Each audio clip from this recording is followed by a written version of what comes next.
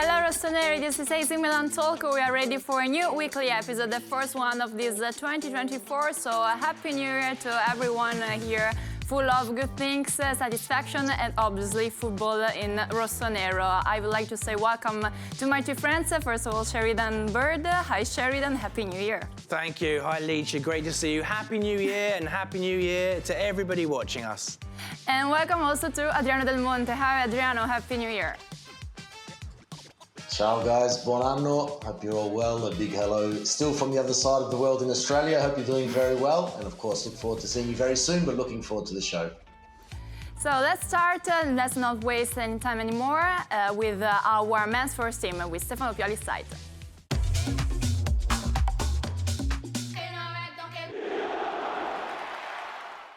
AC Milan 2023-2024 Coppa Italia campaign has come to an end with the full 90 minutes in which our Rossoneri fought until the end, but the match went to Atalanta. Sheridan. Yeah, it was an unfortunate way to go out of the Coppa Italia, but the team played well. Personally, I think a draw would have been a fair result. I think extra time might have been more of a fair result, but that's the way football goes sometimes. The team played on the front foot and attacked from the beginning and tried to take the game to Atalanta, but one or two episodes decided the match. I think it's best to describe it that way. But the team certainly played well and tried to play a positive brand of football. It just wasn't the result any of us wanted.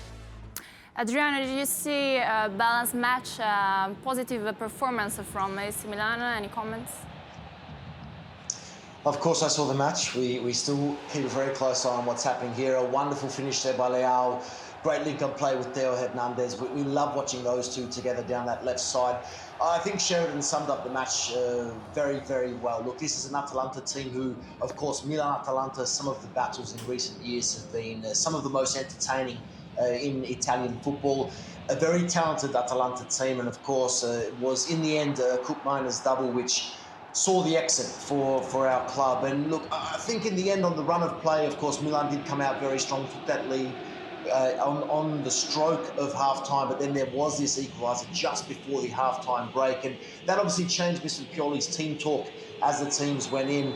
But then it was this moment here which of course has look, it's dominated discussion in the post-match, and in the end a penalty awarded. Sheridan, make of it what you will, but in the end a penalty awarded, penalty steps up and penalty converted. It's 2-1 and that's the final result. So look, it's a bitter pill to swallow there, but look, I think our boys put up a very brave fight, but in the end very narrowly going out to an Atalanta team and missing out on, of course, ending the title drought that has been for some time without a Coppa Italia triumph. Keep joking about it, Adriano. After the 90 minutes on the pitch, our head coach Stefano Pioli and our CEO Giorgio Furlani wanted to share their post-match reactions and their comments on some of controversial moments during the game, during the 90 minutes on the pitch. So let's listen to their words together. Siamo andati in vantaggio molto vicini alla fine del primo tempo e andare nel spogliatoio con un vantaggio sarebbe stato importante, ma è altrettanto vero che il primo tempo l'abbiamo disputato bene, abbiamo giocato con intensità, abbiamo riaggredito, abbiamo lavorato tanti palloni e invece cosa che non ci siamo riusciti. Sicuramente nel secondo tempo dal punto di vista della reazione dopo il rigore subito, che chiaramente non c'era, siamo stati troppo poco lucidi, abbiamo perso le distanze, abbiamo perso un po' di posizione, quindi questo ha favorito l'Atalanta. Non che non abbiamo avuto le occasioni per provare a pareggiare, ma purtroppo non ci siamo riusciti. Volevamo andarsi diversamente, eravamo in gara, poi due episodi l'hanno molto condizionata, il rigore a nostro sfavore in cui il nostro difensore tocca la palla e poi alla fine un rigore in cui un braccio largo tocca una palla indirizzata verso la porta, quindi è un po' l'amaro in bocca non solo per la sconfitta ma per come è arrivata. I tifosi non ci hanno mai abbandonato negli ultimi anni, ci sono periodi più felici e meno felici, io lo dico sempre, io credo che abbiamo i tifosi migliori del mondo e posso solo ringraziarli del loro calore e del loro affetto. Sheridan, I would like to start with you talking about the these episodes about the game against Atalanta?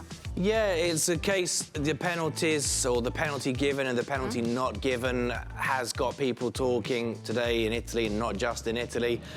All you can say really is that there was many years ago in Serie A, there was a manager, a head coach called Boskovic, who said that it's a penalty when the referee blows his whistle and says penalty. And I think as the dust settles and we're seeing the scenes now, Milan just got to focus on the next challenge. It was, people will discuss it, but you know, the players, the squad have probably already moved on. The fans need to as well.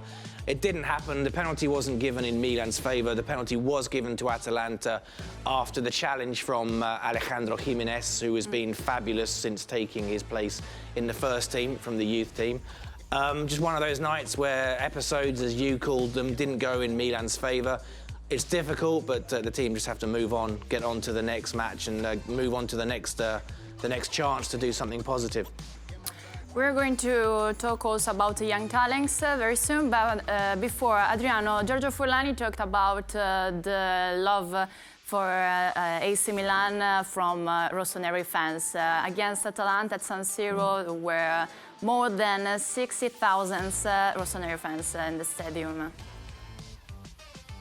Yeah, obviously a beautiful number. We always love the support that the fans show this club in each and every competition. And look, unfortunately, obviously I wasn't there pitchside covering this match, but I say it every time I come into the studio after covering another Milan match. It always is special.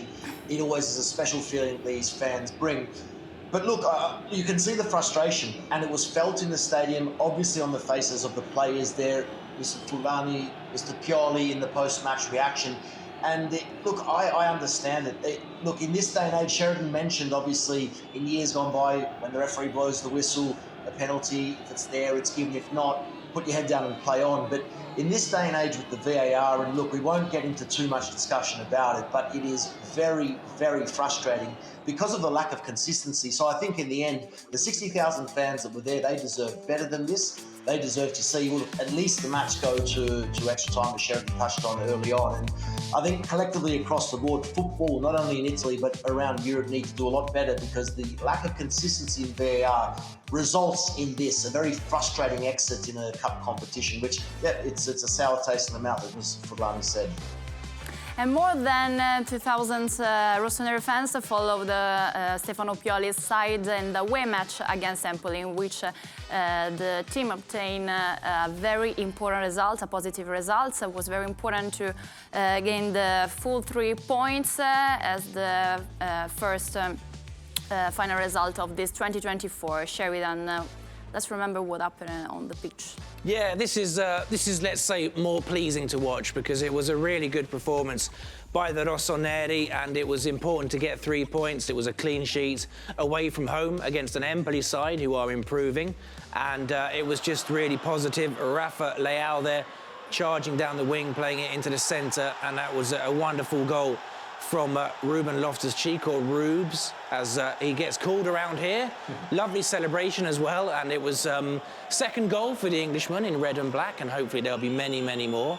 Then this penalty, I'm not sure what Adriano thinks about it, but this penalty from Giroud was perfection. The way it goes into the top corner, off the bar, I mean, that's a dream penalty kick from my point of view. Very well said, Sheridan. I think, look, Olivier Giroud again, double-digit goals in a season for, I believe it's the 14th consecutive season. He just knows how to find them. And when you've got that experience, he's clinical and he's got the composure and ability to do exactly that. But, of course, probably the story of the day was this, a goal by Chaka Traore there. He scored in the Coppa Italia, now his first league goal.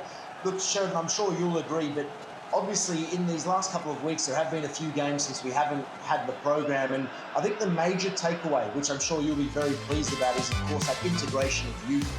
And we've seen a lot of these players play quite well at Primavera level, but for them now to come into the first team and make their mark, it has been a really, really pleasing fact. And, of course, there has been some really positive results, with exception to the recent performance in the Coppa Italia. So I think overall, the young players coming through and obviously some goals and really making their mark is a promising sign for 2024 and what's ahead this year. After the game, the protagonists on the pitch shared their post-match reactions with Milan TV cameras, but we have also a comment from club professional figure, our technical director Geoffrey Moncada, who talked about the first part of this season, young talents, and Stefano Pioli. Let's listen to his words together. Allora, abbiamo cominciato bene e abbiamo finito bene. Adesso dobbiamo essere un po' più regolari, diciamo così. Però io penso che era importante oggi di finire bene perché abbiamo lasciato una bella settimana anche con la Coppa che arriva e la vittoria oggi era importante. E sono qua con noi, hanno l'opportunità di lavorare con noi, di essere con noi, devono fare di più, sempre. Un giovane quando arriva deve fare di più, però siamo contenti perché il mister lascia tanti spazi a tutti i ragazzi. E io penso che Xhaka oggi ha fatto una bella entrata, Davide anche, Alex, e continuiamo così, importante. E il mister ha lavorato tanto per trovare soluzioni, è sempre positivo. Sono contento di lavorare con lui perché io provo di fare tutto per lui, io lavoro ogni giorno con lui, lavoriamo sempre con lui e abbiamo ancora un altro girone da fare che sarà tosto. Young talents, a very important talking point, especially for you, Sheridan. I'm so pleased that these young players are making an impact in the first team because for many months you and Adriano have sat with me and you've heard me talking about how good the team are, and you might have thought I was just exaggerating or losing my marbles. But they're really special players, and the fact that they've come in, Giancarlo Simic, wonderful player, Davide Bartesaghi, Alex Jimenez, Xhaka Traore, there's so many, Francesco Camarda. This is a special generation of young talent, and I enjoy watching them when they play for the Primavera. I love watching them with the first team, and I'm so proud of them. They feel like my sons. Adriano? I can't say it any better than that, Licha. They feel like Sheridan's sons. He's kept a very close eye on them. But look, it's warranted because we have seen their performances domestically in Europe this season, and following their progression as a group is wonderful. It has been absolutely wonderful. These scenes so special. Obviously, each story in its own right has been unique. Camarda, of course, how young he was, integrated into the first team, getting his first minutes, and all of these players, they just have something special about them. And look, being involved at the club from such a young age means that from day one they're really learning about what makes this club so special, the history of this club. And to be involved and get these minutes, they will be invaluable for their future as footballers, but particularly at this club. So it's a very exciting step forward for this very young group, and I hope to see a lot more of it this year and beyond. Well done, guys. Looking to the weekend, the match against Roma for our men's first team, a big match in every sense. A very tough match. Roma as well lost in the Coppa Italia against their city rivals Lazio. So they'll be very fired up, very focused, and they're coached by the world-famous Jose Mourinho, who knows how to organise a team. Mourinho will have looked very closely at the threats that Milan hold and will try and find a way to nullify them. So it will be a very tough match. It will be a good chance for Milan to bounce back from the Coppa Italia disappointment. But I think it could be a tactical battle. I think Mr. Pioli himself will have to be at his best to try and get the better of the Portuguese, the special one. I think it'll be a tight match, but I hope and I believe that Milan have got enough firepower to cause a few problems for the Giallorossi. Adriano, what about the possible difficulties against Roma? Always an entertaining fixture, this one. There have been some dramatic finishes between these two clubs, both home and away, in recent years. So irrespective of league position, a lot of respect, but certainly it will be a very tough battle, and Mr. Pioli's side will have to bring their A game. Let's not forget though, Sheridan, Mr. Mourinho will be watching from the stands or somewhere else because he did pick up a red card in the last round of Serie A. I don't know how many red cards he's picked up recently, but it was another one. So not for the first time this season, Mourinho won't be there, but certainly, as Sheridan correctly said, look, one of the minds of world football, and he will be preparing and very keen for his team to respond from their exit in the Coppa Italia as well. So really looking forward to this one. It will be a thrilling match, but look, I think we've seen a good amount of quality from this squad coming through, that despite the midweek slip-up, that we can see an immediate response and continue this year off to a good start. With the match against Roma on Sunday night, we come to the end of this focus on our men's first team. Our women's team are going to come back on the pitch this weekend against Juventus, and we will talk about the court side next week. Now, let's move on with our under-19s.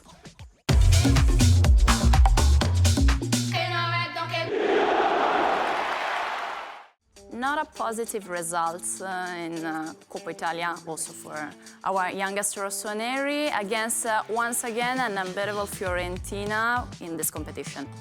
Yeah, it was a shame to go out of the Coppa Italia.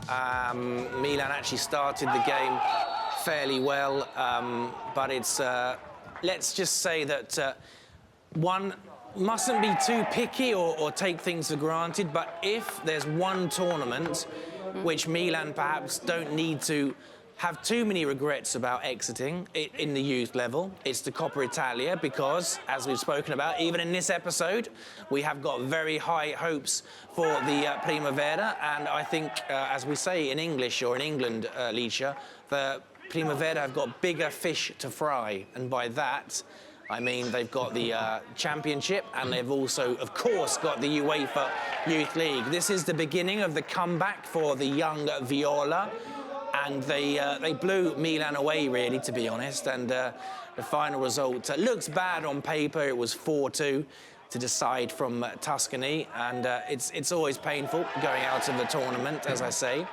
But, you know, I think that there are other bigger objectives for Mr. Abate's side. So out of the Coppa Italia, the youth Coppa Italia, not a great way to start the year, but let's focus on the competitions that the youngsters are still involved in.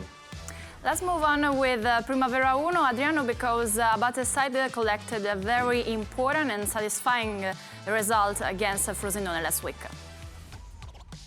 Important and satisfying, very good. Look, as Sheridan said, the Coppa Italia, a disappointment, of course, going a couple of goals up in that first quarter of an hour. But looking at the Serie A here, the domestic league, 30 points, 4 points there behind the top. And there is a lot going right for Mr. Abate's side.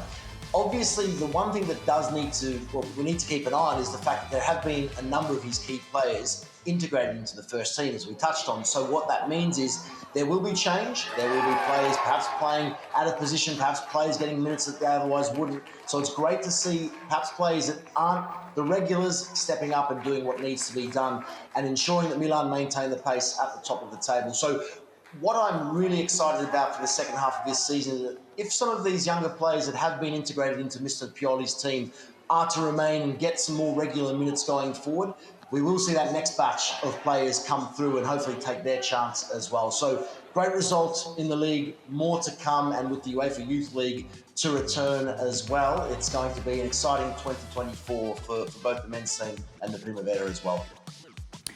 On Sunday, the match against Torino, what should we expect, Sheridan, considering also the actual table, because our rossoneri need to recover some points to return at the top of it. Yeah, and not only that, Torino are the form team. They're unbeaten in their last 5 matches in the Primavera Championship. So they're a tough team to play, and they're hitting some good form. But Milan, likewise, I think, as Adriano mentioned, lots of the Primavera have gone on to play in the first team. So Mr. Abate, the boss, has had to make some changes too. He's lost several of his defenders, both fullbacks, Bartesaghi, Jimenez, and Giancarlo Simic. So it's also a learning curve for Mr. Abate, because he's got to deal with some of his best players, exiting the squad for a short time, or maybe for a longer term period. So it's going to be a tough match, but Mr. Abate has proven so far that he can work with what he's got. And the performance that we just saw against Frosinone in the mud at the weekend was a really professional performance. So I think Milan have kind of absorbed the shock of losing some of their stars to the first team and are now beginning to find their footing again. So I'm expecting a good performance and hoping for a victory for the Primavera against Toro. Adriano, would you like to add something? Comment? Again, I think Sheridan's spot on there with regards to Mr. Abate as well. This is also a good opportunity for he as a coach coming through now, he's going to be put to the test as well to ensure that he's integrating and getting the players who are filling the void left by some of the stars and ensuring that they're at their absolute best. So I think this is a great opportunity for everyone involved. Of course, there's a lot of confidence. You could see there in the vision how much fun they are having. They are enjoying themselves. So I think Mr. Abata's got things going very, very nicely, and really looking forward to seeing what's to come because, as I said, it is a really exciting year ahead. And off the back of what they were able to do in 2023, hopefully they can go one step further in 2024. Well, the time flies when you are having fun because with the focus of our 19th, we come to the end of this first episode of this new year, this 2024. I would like to say thank you to Adriano Del Monte. See you next week, Adriano. Licia. See you next week.